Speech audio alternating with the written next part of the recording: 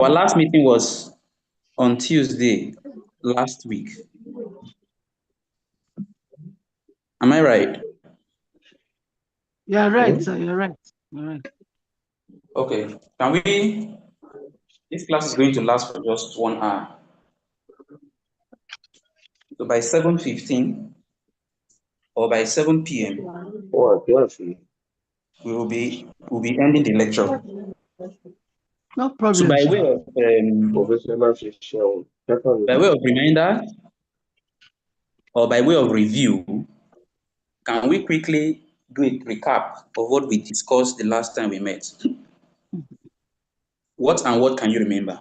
Please unmute yourself and speak. If you have something to say.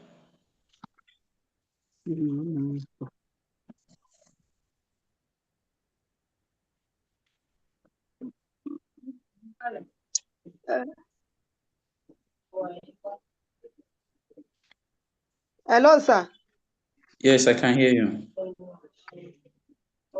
If I get it right, last class we discussed something.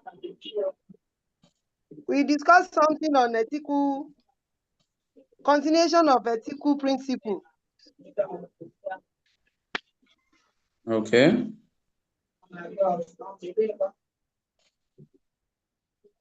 Okay. Any other contribution? Social workers' accountability. Okay. The areas where social workers will be accountable for each of our actions. Okay. And we said there are different levels of social workers accountability. Can we itemize them? Can we list them? Accountability to who and who? We have 3 levels. We have 3 levels: micro level, meso level, and macro level. Those are levels of social work. I can't remember making reference in our class. What you just mentioned. The area we should be accountable for our actions in the aspect of punctuality. Punctuality falls under our responsibility to who? To our clients. Exactly. We have responsibility to our clients. We have ethical responsibility to our colleagues. We have ethical responsibility to the profession. We have ethical responsibility to the organization or the firm we are working with. We also have responsibility to our colleagues. We have responsibility to the profession itself.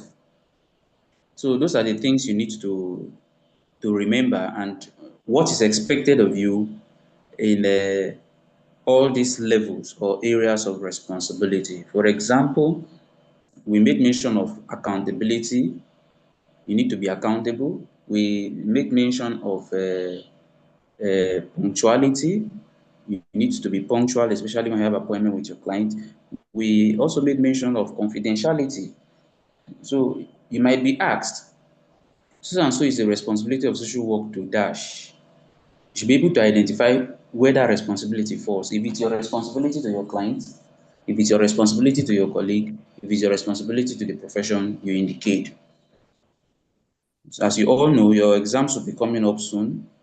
I want to believe you're all preparing for your exams. Well, we ended our last class by making reference to or making mention of our ethical responsibility to the social work institutions. And one of the things we talked about was financial transparency, administrative transparency, and ensuring credibility. So we concluded by saying that when we meet in our next class, we would continue our discussion from value conflict. I don't know if we are together. Are we together? Value conflict. Okay. Now, when we talk about value conflict, as individuals, as a group, as communities, as families, as organizations, people have their values. What defines them? What makes them who they are? There are some people, if we understand people's value, it strengthens bond, it defines relationship. What makes you and the other person friends is because you recognize your values, or probably you share the same values. And the reason why most times you see people having issues in the course of their relationship is because they've deliberately, directly or indirectly, crossed the red lines, crossed that value. So we all have a value system. So as a social worker, the fact that you're a professional social worker does not deprive you, or does not mean you no longer have your own personal values. There are some times where in the course of practice, you might see yourself struggling. You may see yourself struggling to shuttle between the value of the profession and your own personal values. And that is where our personal biases comes in. So we need to keep that in check. So now, what value system is, or value conflict, it's all about, or what it has to, value conflict has to do with your personal value as a social worker and the value of the profession. Okay, your personal value as an individual conflicting with the values of the profession. So a value conflict is a situation in which you as a social worker, you have your own personal values clashing with your professional values, either with your organization, with the client system, with your co-workers, or with the society in general. So value conflicts exist or happens frequently in social work environment. Let us see some example of value conflict. Now, there are some persons that will tell you, okay, fine, I'm an honest person, I'm very loyal. Naturally, I'm very honest. In fact, people know you to be someone that is very honest and loyal. But then you have this client who has drug problem, and he stays at this client stays at home. And you're expected to be honest and loyal. Now, what is loyalty? Loyalty is sticking to something, is sticking to a plan until the purpose for that plan is being achieved. So that means if there's a reason for starting something in the first place, you have to stick to that plan for starting that thing till the very end.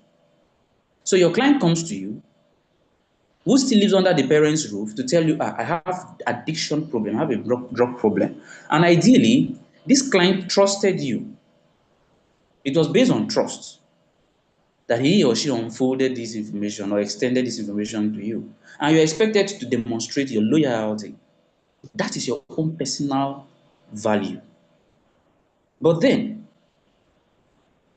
going forward without revealing this classical information, this confidential information to the client's parents, might be detrimental to the client's health and might even pose a challenge in the process of helping the client to recover. So you begin to struggle with your own personal value and that of the values of the profession. You see, there's a clash. And this clash oftentimes is what is referred to as, no, this clash is different from what is referred to as ethical dilemma. Ethical dilemma is when you're faced with multiple options. You have multiple options to choose. And these multiple options are correct. So which one will you choose? So you can rightly say that oftentimes where there is a value conflict, there is also the presence of ethical dilemma. Right. Another example is, should children be taught to respect authority without question? That is a traditional way of thinking versus the independent way of thinking. You see, our society is becoming westernized, where children are expected to be raised to become independent. And in our traditional African societies, if parents ask questions or instruct their children to do things, to carry out some rules at home, they're not expected to ask questions like why. That is our traditional practice. But then that is against The independent rule, independent thinking rule, which a social worker is expected to foster or encourage, especially in foster care, social welfare settings, and the rest. Parents are encouraged to raise up their children to have a mind of their own. And the only way children can be encouraged or raised to have a mind of their own is to challenge whatever they are being asked to do. They must have reasons for anything they are asked to do. It is by so doing they will be able to develop that independent mind of their own. So as a traditional person or an African person, you want to say, why would I ask this child to do something and this child is asking me why? To explain why he or she needs to do this. So that is where we see value conflict. And sometimes value conflict might not personally or necessarily be your own personal conflict. It could be the value from the society you find yourself. Sometimes you come with your own professional values, but you're conflicting with the client's traditional values. So how do you navigate through this? Another example is if family is one, or if family is one of your most important values and you're asked to go outside of your country or your state to work and stay there for a very long time, it becomes a problem. Earlier on, we talked about our ethical responsibility to the profession. So that means you're expected to work, to carry out your responsibility, you're assigned tasks. But then, if as an individual, you have this strong attachment for family because you value family relationship, it becomes a challenge to stay far from your family. You see that your productivity will be hindered. So there is need for us to understand how this value system, how it works or how it conflicts, so that we can be in a better position to address them. Earlier on, we talked about self-awareness. Yes, how can this be addressed? You know, one philosopher, renowned philosopher, Socrates, once said that man knows thyself. So if you as an individual fails to know yourself, then that means you have failed as a human. So one of the stepping stones to succeed as a professional social worker is to x-ray yourself through the lenses of the social work profession. You must know yourself. Knowing yourself will put you in a better position to practice well. For example, if you know that, okay, fine, these are your weaknesses, you know how to address them. And if your clients are having the problems that coming with the problem, or if the challenges of your client are, let's say, your clients are demonstrating problems that will pose a challenge to you based on your personality, since you are aware from the very beginning, having an issue, you would be in a position to address those problems, possibly saying, okay, fine, I'm not in a better position to handle this. You can as well refer the matter, having an issue, because you know your challenges, you know your weak points. So that is you being aware of yourself. So being aware of yourself can help you address value conflicts. So we've talked about examples of everyday conflict. Let us now talk about examples of professional value conflicts that can exist between you and your boss or at your place of work. One, your boss wants you to provide therapy to young children, but you've never been trained in therapeutic work with kids. Yes. Now, for you to really understand this, take back your mind to when we're talking about your professional responsibility to your colleagues. And one of the things we mentioned is that one of your ethical responsibility is to respect your colleague. We recognize and we cherish the place of hierarchy, seniority in the profession. So you're expected, no matter how old you are, if you're older than your boss or your senior colleague, that does not count. As far as your colleague is senior, superior, you must respect him. And we now have a value conflict. So the fact that you're supposed to respect your colleague, your senior colleague, entails that whatever he asks you to do in the professional setting, you're expected to do. But then you have a conflict now. You know that you were not trained. You've not been trained to take care of kids, to provide therapy for kids. And yet your superior, your boss is not telling you to train kids, to provide therapeutic training or therapeutic work with kids. It becomes a problem because you know you've not been trained to handle such responsibilities. And the value of the profession is detecting to you that you're expected to respect your superior. So that is the value conflict. So how can this be addressed? Another example is you're working with a teenager who wants to attend college, but she has been told by her parents that she is needed to care for her younger siblings and assist in the family ministry. So your client has confided in you that she wants to go to school, and ideally you're supposed to. One of the things we do for our client is to advocate for our client. On the other hand, the client's parents is saying that they would want their child to stay and take care of her younger siblings and also to engage in missionary work. It becomes a problem. So on whose side will you stand? That is a conflict.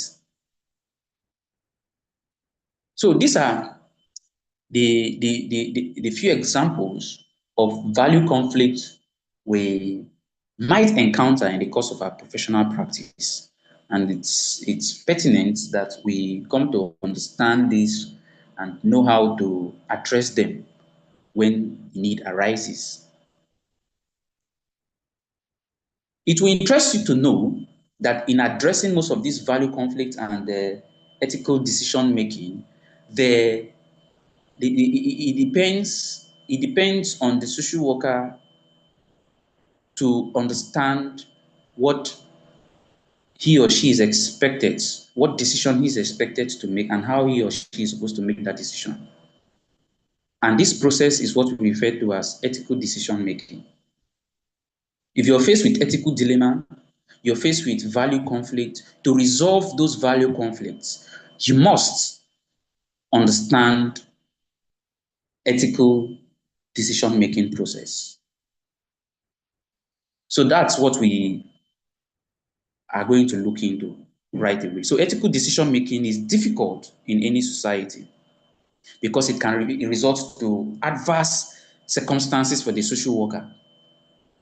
So if you're not careful, it might lead to some problems that will expose you to challenges such as you losing your license, losing your job, even serving jail terms. So the social worker the client might suffer some losses because of your decision. The decision might also harm the client. It might have some adverse effect on group of persons or even organization, depending on your client-based system.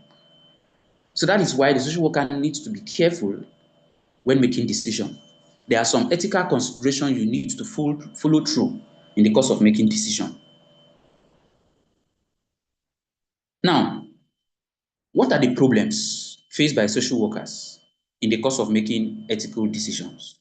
One of the problems is crisis of values in Nigerian society.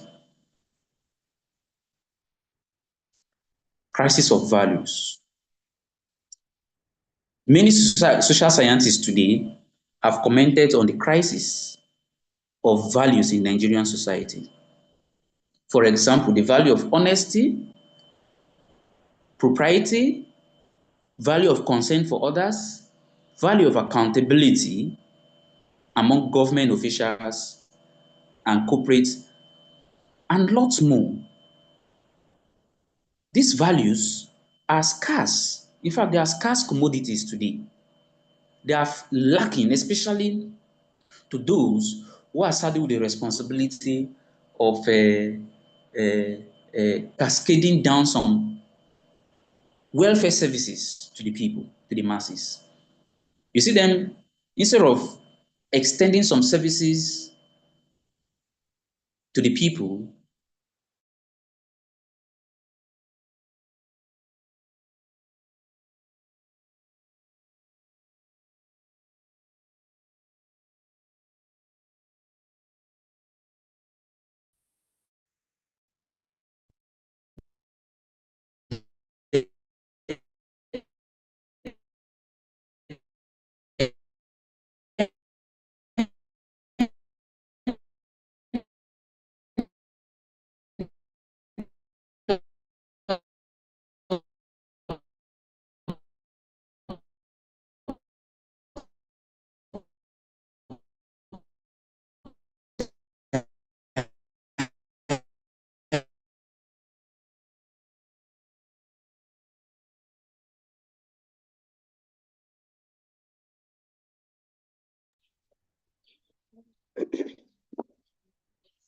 Hello, sir. The network is bad.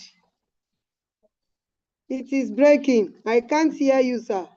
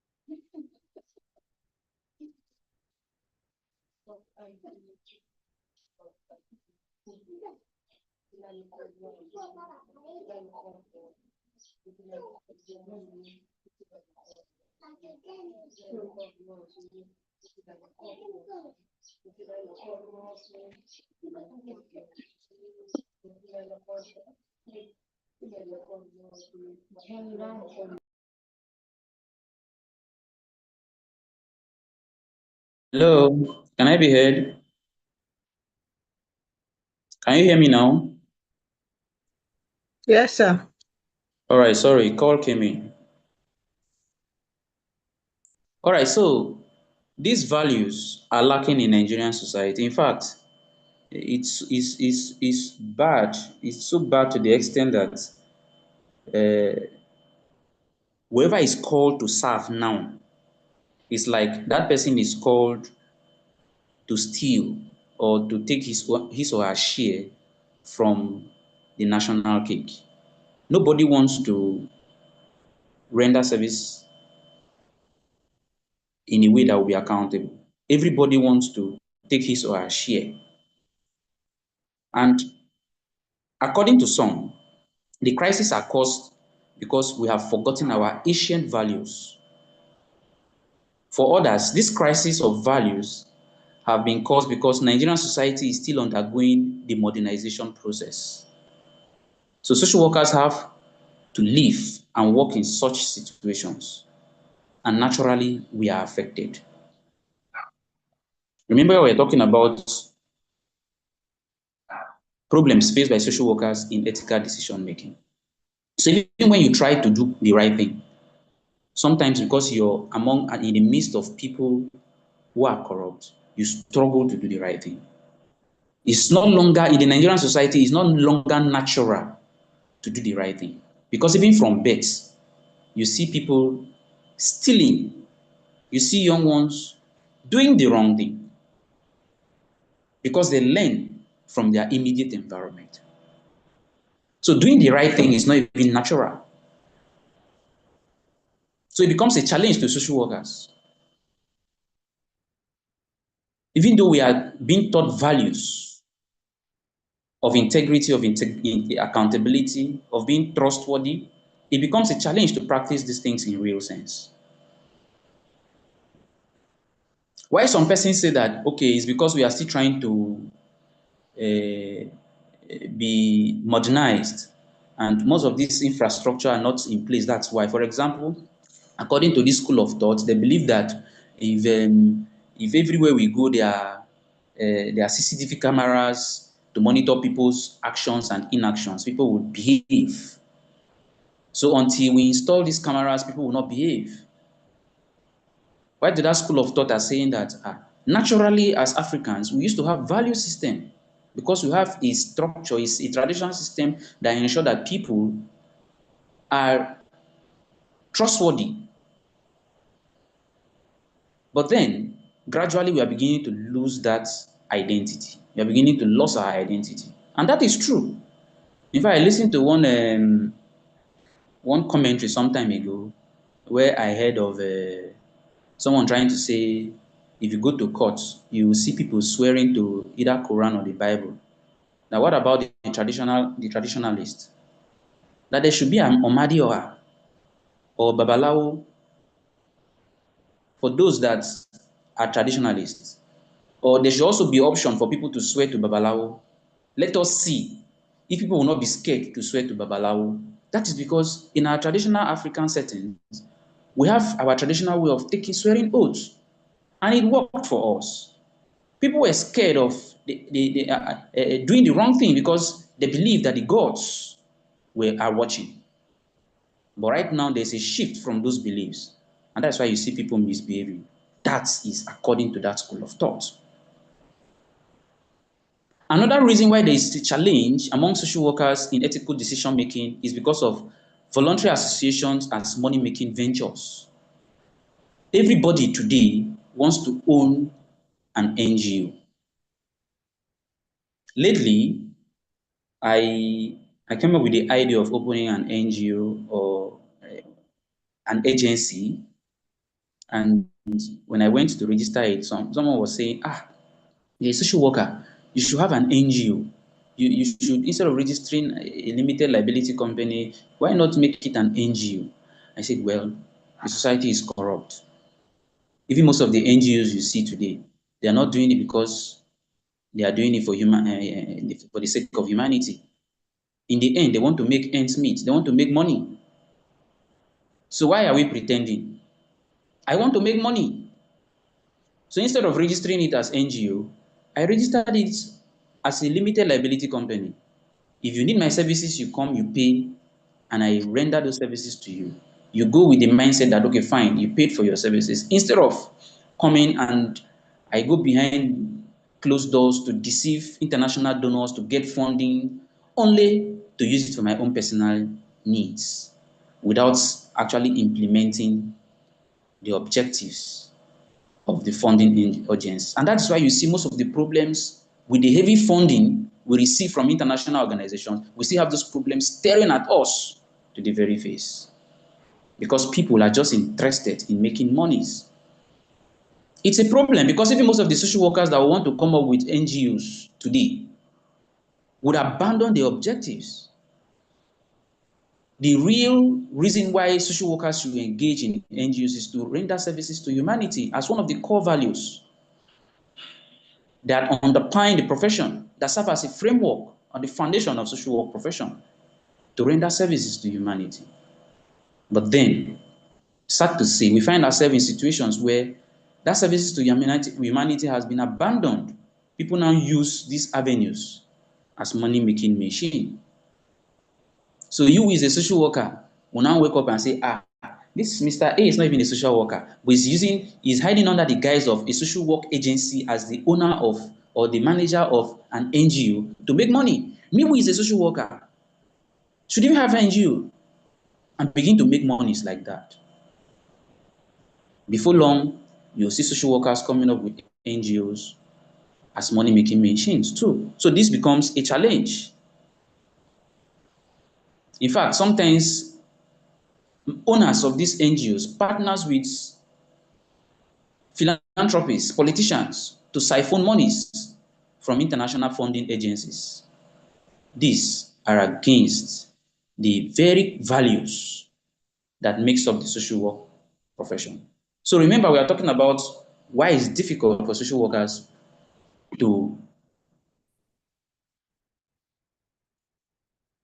make ethical decisions and why they oftentimes find themselves in value conflict.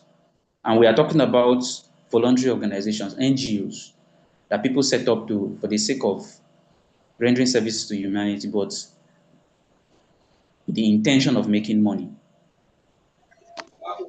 You might want to ask, how is this possible? Fine.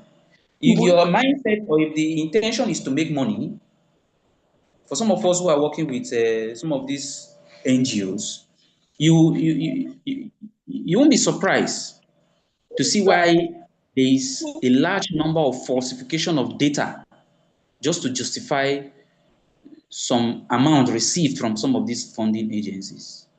They falsify data just to access funding. And this is where sometimes we often come face to face with value conflicts. Conflict with your personal values, conflict with the organization values, conflict with the social work or the profession values. Another reason why social workers are faced with ethical decision making is lack of common participation perspective in social work related issues. Mind you, most of these things we are talking about is in Nigeria, right? These are problems in our contemporary societies, in Nigerian societies. In Nigerian society, social work is still growing, and hence we have one common perspective of social work related issues. We have people giving their various opinion without, because we don't have a body that streamline these opinions and set the standards of practice for all engagement to follow a certain, will I say some laid down procedures or protocols. So since it's open for everybody, every Tom, Dick, and Harry can come up with an opinion and follow through, then the profession becomes porous. Opinions are duplicated, and it becomes a problem. In many ways, Nigerian society is a state of transition. Certain issues related to individual autonomy, collective orientation, individual rights, responsibilities are open. People are caught in between the traditional ways of doing things and the modern forces. We don't have a specific way of doing things. In fact, someone said earlier that Nigeria is a free society. People are allowed to do things the way they like. There are no standards. And I think it was in this class, one of you asked a very interesting question some time ago that whenever you visit an agency, you notice that most of the persons working there as social workers are not doing the right thing. And you notice it's because they are not social workers. And you don't ask, is it that there are no committees or professional bodies in place to checkmate the engagements of persons who claim to be social workers but are not, so as to reduce the level of quackery? And I told us that yes, the reason is because our professional body that it should be saddled with the responsibility of checkmating the excesses of quackery or the activities of quackery is yet to be instituted. So this lack of common perspective in social work in Nigeria is one of the reasons why it's as a result of we not having that council of social work that would harmonize practice, engagements, set some standards that must be followed, so that people or social work professionals or those who wants to be social work professionals needs to follow. And whoever fails to follow this set of rules will be liable. Another reason why social workers are faced with ethical decision making is because of the powerlessness of social work. Yes, powerlessness of social work. In the Nigerian society, because we lack this body, this legal body that represents us at that level, we are powerless. In fact, if you want to understand the level of our powerlessness, go to the hospital. Oftentimes, social workers are not even regarded as part of the professional medical team. We are being sidelined. Sometimes the only time they remember that, oh, we have social workers in our midst is when they notice that the patients could not pay their bills. And that is because there is a law in place that forbids medical professionals or health institutions rejecting patients because of their inability to pay their bills. So that law stipulates that whether people can pay their bills, patients can pay their bills or not, healthcare institutions must first prioritize the survival needs of patients. So that means if there's an emergency, even without asking for any deposits, the medical professionals are expected to attend to that client before asking for money. So they now know that, oh, fine, there is need for social workers. When they notice that this patient cannot pay for his or her services, they will now begin to look for social workers to help them get their monies.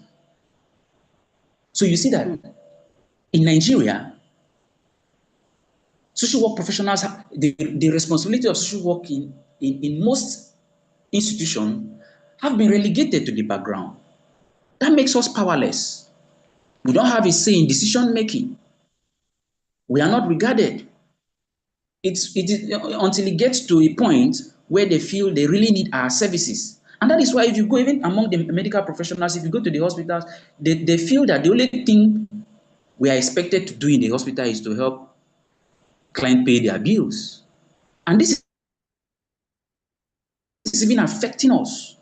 Most of the social workers who come to school to get this license or who come to be trained, because most of them that were sent to that department from the beginning were not social workers. They just used people from other places to make up that department. In fact, when they come for training, some of them are my students. When they come for training, they will tell you, they don't even know their responsibility as social workers. So because their responsibilities have been designed by the medical professionals, other medical professionals in the healthcare institution, they were told, the only thing we need you here to do is to help the patients or help us get money from the patients. Or the patients that cannot pay, help do advocacy, help approach philanthropists to gather funding for them. And it's even affecting their engagement, their level, their productivity, because that is what is only what is expected of them. They tend to streamline their engagement. They tend to limit their intervention to that aspect. We see people who go to the hospital, they die of depression. We see people who go to the hospital and are discharged, they end up dying because no proper care. And what do we define as health? Health is not just the physical needs of the person. Health entails physical, emotional, psychological, and even spiritual need. And the hospital settings or the healthcare settings without the social work address only the physical and the biological needs.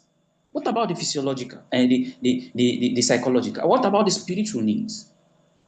These are things that should be taken care of by the social workers. So, but then we happen to find ourselves in a society where we are powerless. It still boils down to that professional body that that is yet to be instituted. And that is why at this point, I normally tell my students, especially some of us who are in high places, to also lend your voices to ensure that this body is being established and instituted, so that we'll begin to find our footings and we'll begin to get our recognition where we are supposed to. It's a beautiful thing to be a social worker. And that is why in an ideal society in the Western world where social workers are recognized, we have a say. In fact, social work profession is among the first top 3 well-paying profession jobs in the West. So if you talk about medical doctors, you talk about nurses, you talk about social work.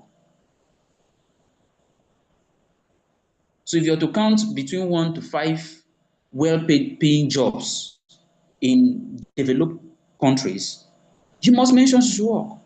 That is because of the vital role we play in the society. And there is no aspect of human life you want to mention that social workers are not involved. We are needed. In fact, if we are to find our footing in the Nigerian society, there will be a large gap because we don't even have enough social workers to fill that gap in the Nigerian society. And I keep saying that as a country, most of the problems we are having is because we are yet to identify the place of social work in Nigeria.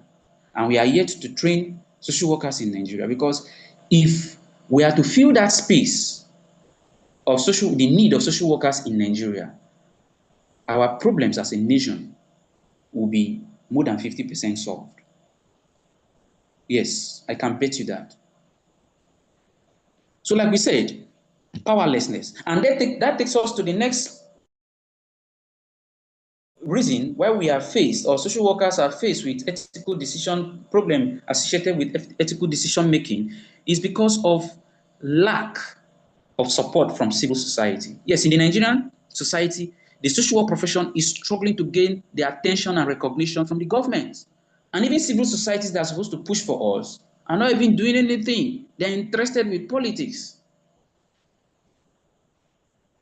And the misdeeds of few professional social workers, or those who even refer to themselves as professional social workers who are not, are even making it difficult for us to be trusted and recognized. There are a lot of persons who claim to be social workers, but they are not. And their misdeeds is making it difficult for us to be trusted. I don't know if you've been hearing of Very Dark Man lately. You hear him say that, in the whole of Nigeria, there is no trusted NGO. You can imagine that he's the only trusted person. And whenever I hear him say that, I laugh. It's not his fault. It's because a lot of persons have taken advantage of the social work profession in Nigeria to take up our rules, to fill that gap, even as non-professionals, just to achieve their selfish gains. And in the end, rubbing off a bad scent, or say sending a bad image or message to the Nigerian population. And the only thing we stand to gain is bad reputation. And the group of persons that are supposed to help us to push for this aim, or to push for clearing our image, is the civil society. But then they have been discouraged because they suspect social workers of having ulterior motives when we take up social work issues. So all these have resulted to lack of public support for the social workers, and has weakened our power to achieve social change. But we are not perturbed by this. Gradually, we are beginning to reclaim our image, because where we are today is not where we used to be. In fact, for the first time in Nigerian history, we have two laws that is backing our profession. In the year 2022, we have an act, the Social Work Act, that gave us approval to institute the Council of Social Work, although yet to be instituted. We also have the Act of the Chartered Institute of Social Work, saddled with the responsibility of training social workers. Yes, so there's a shift. We're actually making progress, and very soon we will get there.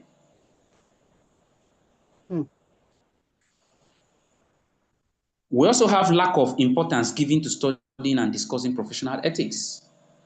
Yes, in some, will I say, curriculum that are streamlined. Some universities or some institutions go ahead to teach social work without emphasizing on the ethics of social work. You would agree with me that in the course of your training to get this license, a course specifically was set aside just to expose you to the ethics and principles of social work, hence this particular course. So in some institutions, ethics and principles of social work are just attached to other courses, which makes it difficult for students or candidates to see the importance of social work ethics. So students frequently consider the ethic of social work as as not being realistic and as idealistic, rather than something that should be practiced in the field.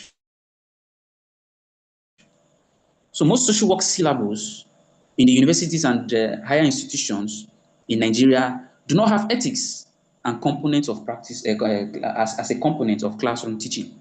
So this is also a problem.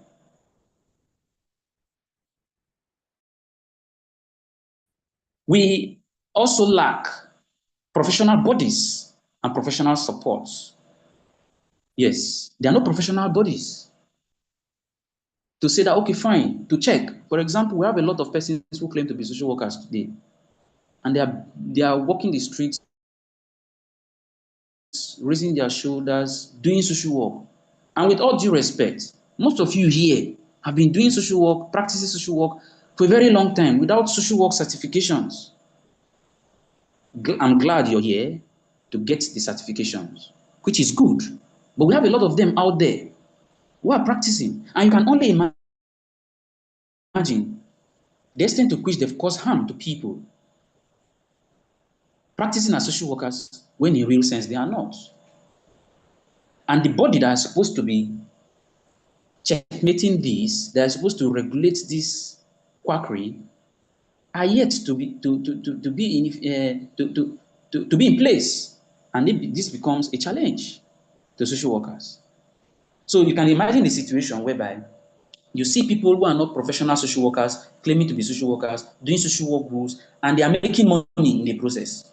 You, as a professional social worker, because you understand the ethics of the profession, you want to do the right thing, but you're not making money. You might be forced to want to do things the way others are doing just to make money. Remember, we are talking about why it's difficult for social workers to abide by the ethics of decision making and the ethics of the profession. So it's because of all these indicators we've pointed out. So if you're asked to list out reasons why it's difficult for social workers in Nigeria to follow through the ethical decision making, you should be able to point out one or two reasons and give a detailed explanation to these reasons. So we will now be talking about professional boundaries in social work. And I think it will be appropriate for us to conclude our class there. Professional boundaries. Let's see if we can use the remaining 10 minutes to do justice to that.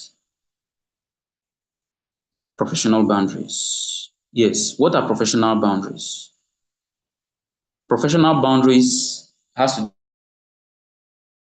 do with some set of guidelines, expectations, rules of engagements. In fact, you can refer to professional boundaries as some set of rules of engagements. Those guidelines that detect your relationship with your clients. For example, how do you relate with your colleague in a professional setting? How do you relate with your clients in a professional setting? How do you carry out your professional responsibilities? These are professional boundaries. They set limits for safe, acceptable, and effective behaviors by workers. So those rules, those standards that are acceptable are referred to as professional boundaries.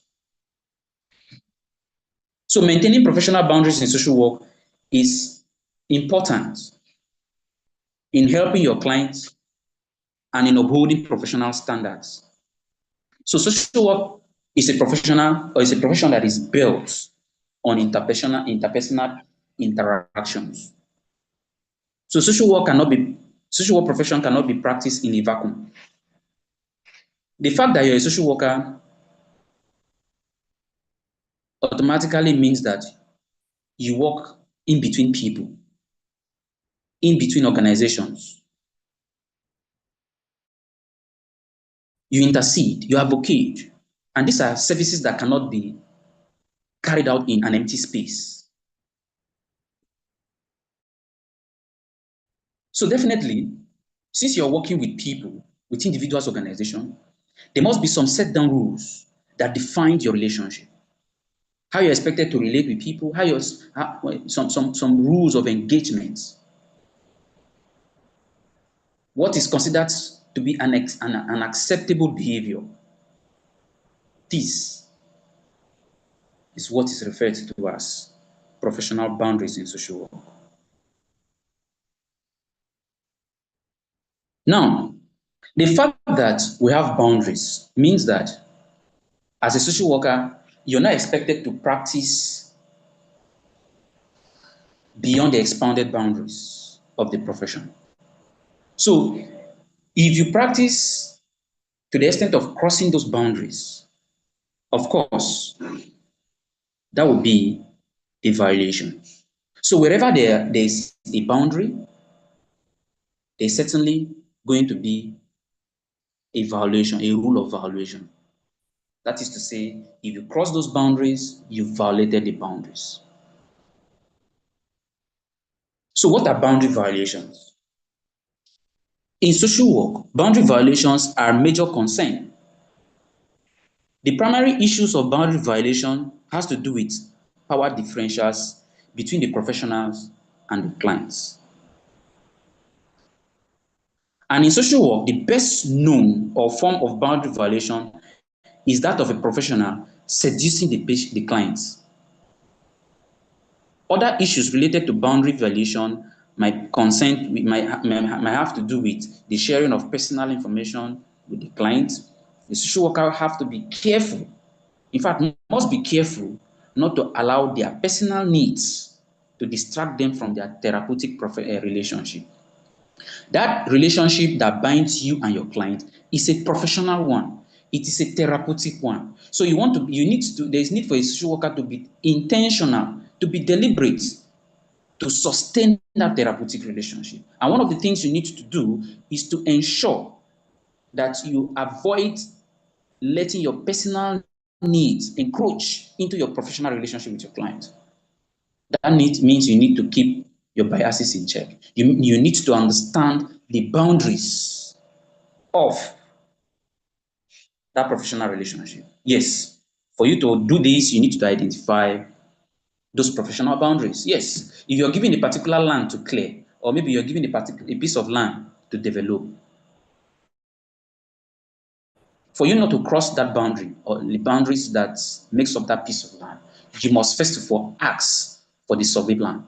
The survey plan display the beacon stones, and you know that, okay, fine, you're developing this part of the land. So the survey plan will help you not to cross to the other part of the land. So as a social worker, for you to practice in a way that will enable you to avoid boundary violation, you need to first of all understand those boundaries in the first place. And as we proceed, we'll come to identify those boundaries and how those rules of contact as well as boundaries can be established to avoid boundary violations. But before then, there are things we need to understand that the social worker must take into consideration. That sharing a personal cell phone or home telephone number or inviting a client into your home are examples of boundary violation. Your client is not your friend. Your client is not your business partner. It's not your colleague. So there's no need sharing your personal details or your address to your clients. So there are ethical issues related to professional boundary violation. These are common, but are complex. Professional boundaries in social work and other helping professions are limits in a therapeutic relationship. So social workers must understand what professional boundaries are and must be able to identify poor ones. So they must also take steps to create healthy boundaries from the very beginning of their relationship. Yes. With those boundaries identified as social workers, you as a social worker, these rules are not cast on stones, because what defines a particular relationship is not the same as another relationship. So your relationship with client A might not be the same with client B. For example, your client A might be a male, while client B might be a female, and you're a male social worker. So the boundaries you set with client B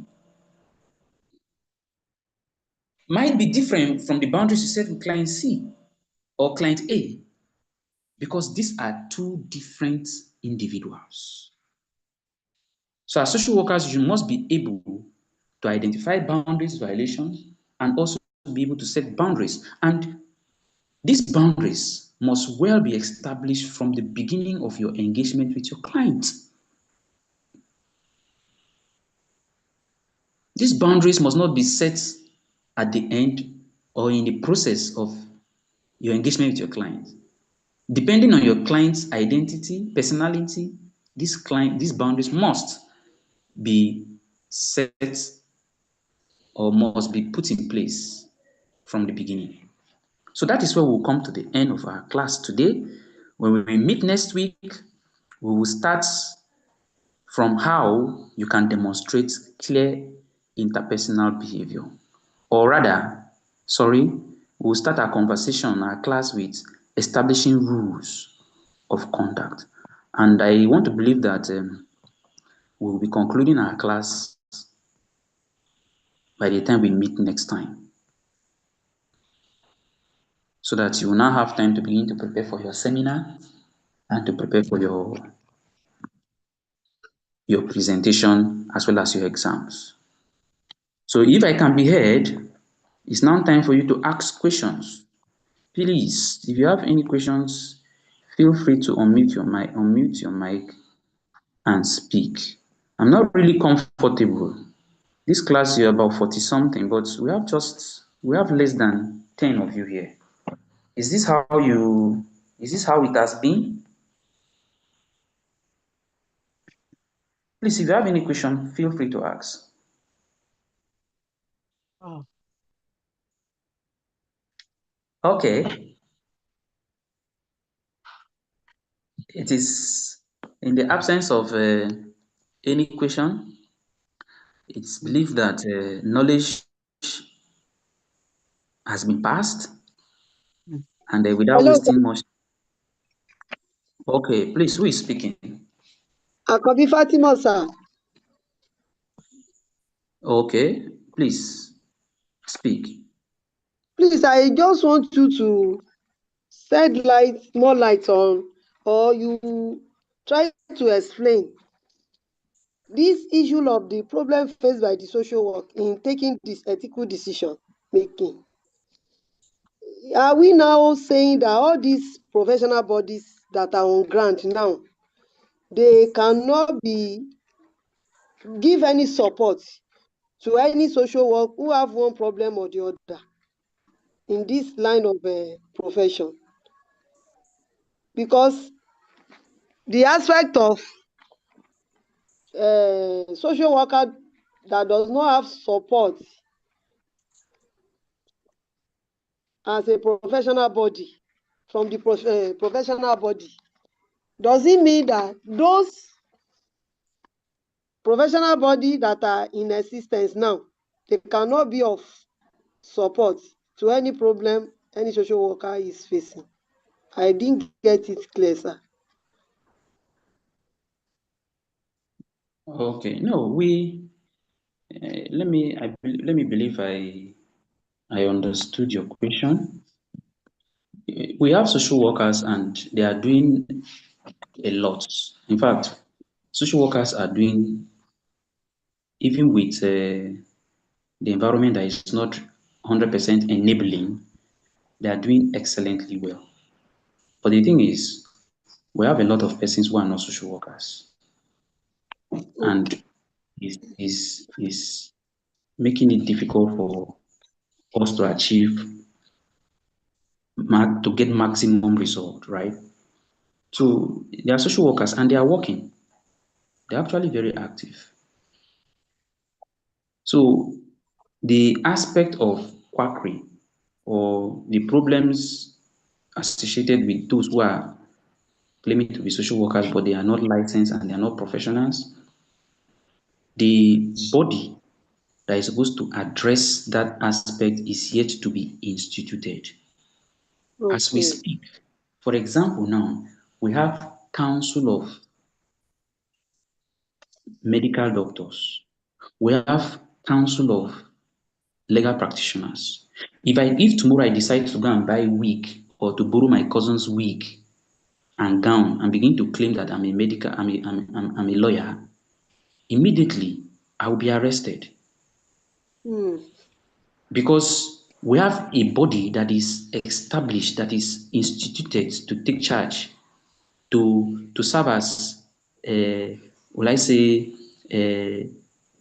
law enforcement agency to ensure that people who practice as lawyers are professionals. But in the case of social workers, we don't have that yet. That is why you see anybody can stand up and say, I'm a social worker. Even some pastors, with all due respect, most of the things they do are social work responsibilities. That's why most of them who are aware, they are now coming to be trained as social workers so that if tomorrow you want to question them why they are doing what they are doing, they will tell you, I am a professional social worker. A social work, a pastor who goes on counseling, family counseling, is doing the work of a social worker. You get the point? So Yes, sir. that's the aspect, that's the challenge for now. But we are gradually, like I said earlier, we are gradually getting it right. Once that council of social work is instituted, most of all this quackery will be phased out. In fact, it will create a lot of job opportunities for social work, and it will address a lot of problems associated with social change or our inability to achieve social change in Nigeria. Because most of those rules will be handled by well-trained, licensed social workers. Like, for example, now we have chartered institutes of social work with the backing of the law, saddled with the responsibility of training and licensing social workers. That is just our mandate. That is just the mandate. They don't have the mandate, the authority to go against after people that are claiming to be social workers when they are not. That is not their mandate. They don't have the backing of the law to do that. The Council of Social Work has that backing. And once they are in place, once we have a president in place to do that, or a chairman in place to do that, you see that they will take up that responsibility, and a lot of these quackeries or these quack social workers will be phased out or will be assisted to come and be trained and be licensed as a social worker. I hope that addresses your question. Yes, sir. Thank you, sir. Thank you very Okay, much. I can see the hand of Ogechi Nwosu. Please speak up. Okay, good evening, sir. Yeah.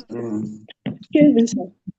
Sorry, my question is on the professional boundaries. So you did mention that it's not proper for a social worker to share his or her address to our Yeah. client.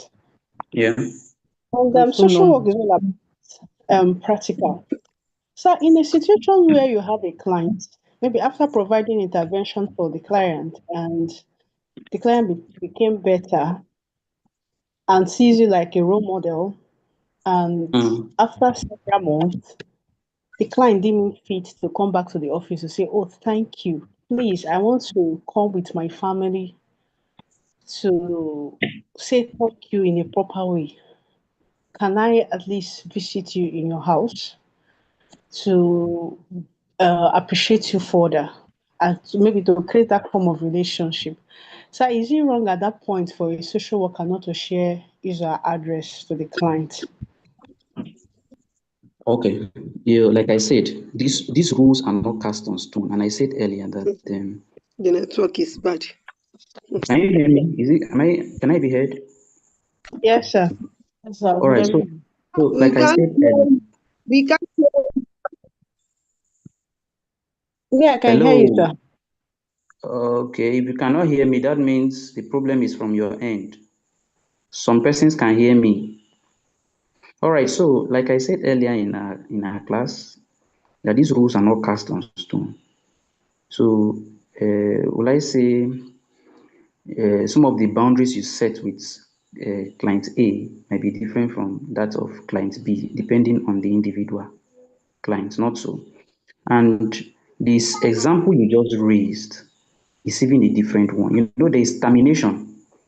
Yes. At that point, that client is no longer your client. It's now a former client. You've terminated that professional relationship. Yes. I don't know if you get the point. Yes, sir. Yes. That client is just like you having a child in school, and the child is now from nursery 1, 2, 3, 4, primary 1, 2, 3, 4, and the child now graduate. That child used to be your people, or that client used to be, or that child used to be your student. But once the child graduates, he's no longer your student. He's now your former student, not so. Student. Yes, sir. Not your former student. So if when the client was still in school, or when that child was still in school, you expect to see that child every 7 o'clock in class. Now that that child is has graduated, do you still expect to see that child in school? No. So that means that child is no longer your student. So if you even see the child much later, you won't ask the child, why did I see you in school? Because the child is no longer your student. The child is your former student. All you should be expecting to see from the child is to grow in wisdom, to make you proud that yes, you taught him or her well. So at that point, that client is no longer your client. It's your former client. You've terminated that relationship, that professional relationship. So the client can come to you. There's no big deal. And even when they want to trace it, and maybe let's say they want to begin to ask questions, they want to investigate you later, that is why it's good for a social worker to keep records. Yeah. That okay, there was maybe there's a problem, there's a gap in your intervention with that client, and they are trying to investigate you, and maybe someone is suspecting, or will I say uh, complaining, someone just wrote allegation that you are in touch, you communicate with your client comes to you, and the rest. You should be able to present a document that yes, my client came to me to my house so and so date. That was after the professional relationship has been terminated. See when this professional relationship was terminated. This professional relationship was terminated December 2025. This client came to my house, started coming to my house January 2026. So it's not against the professional boundaries because that client is no longer your client. I don't know if it's Okay. clear. So it's in the process of that professional relationship that you're not supposed to visit your client at home, or sorry, your client is not supposed to visit you or call you at odd hours. And sometimes you wonder, if my client does not have my phone number, how does my client have access to me? Yes, in an ideal situation, that is what I'm even trying to advocate. You know, a lot of persons are spoiling the profession for us and making us look like we are lazy. There is no need why social workers in the hospital setting should be closing by 4. Just like the nurses and doctors and medical lab scientists do run shifts, social workers should run shifts in hospital settings, and they should be able to work 24 hours. So if a client needs a number to call whenever there is an emergency, there should be an active office line for the client to call anytime he or she has issues. And there should be someone to always attend to those calls. And it is expected that once a client relationship is being terminated, the client come to your house, the client have your personal number, the client have your address, and the client have emergency. It's expected that the client should call the office line, not your line. Because that relationship you have with your client, that now your former client that makes him or her to come to your house, is not a professional one. It's not. So if in the process your client have an emergency and he or she needs a social worker, he needs to call the office line. And these are things you're supposed to let your client know, because on their own they wouldn't know. I don't know if that is clear. Yes, sir. very clear. Very clear, sir. All right. I hope that addresses your question. Yes, sir. Very well. All Thank right. you, sir. Any other Thank you. question? Okay. In the absence of any further question, I would like to call it up here. We were nine in attendance. I just hope others, maybe they are relying on the recorded version of this class, but good luck to them anyway. And after, maybe, I don't know, if we can meet tomorrow by 6. I think there's a code. There's a There class is a for link. 3 tomorrow. Okay. What about 6? We have a link created for it tomorrow. So we'll be meeting tomorrow to conclude our class. Okay, Until sir. then, take care and enjoy the rest of your evening. Sir, I want to plead though. Hello, sir. Yeah, I can hear you. Sir, please, I'm sorry. I want to plead for the class for 6. Is it possible for us to make it for 7 tomorrow? Please. Please. Okay. Thank 7 you. tomorrow. The link has already been created too. Oh. The link has already been created for tomorrow class. Sure. Maybe worst that can happen is we can start by 6:30. Okay. Okay. Maybe I can delay to 6:30, but know that the class is scheduled for is 6 programmed o'clock. for 1 hour and some minutes. So I will need to work extra hard to compress the class time so that it won't cut off. Okay, sir. I hope that is fair enough now. If we are to start by 30. 6:15, 6:20, 6:30. Okay, sir. So you can join within that time. Okay, sir. Now try. All All right. right, sir. Thank you very Thank you. much, sir. Good Thank you, night. sir. Good Good night, night. sir. Good night, sir.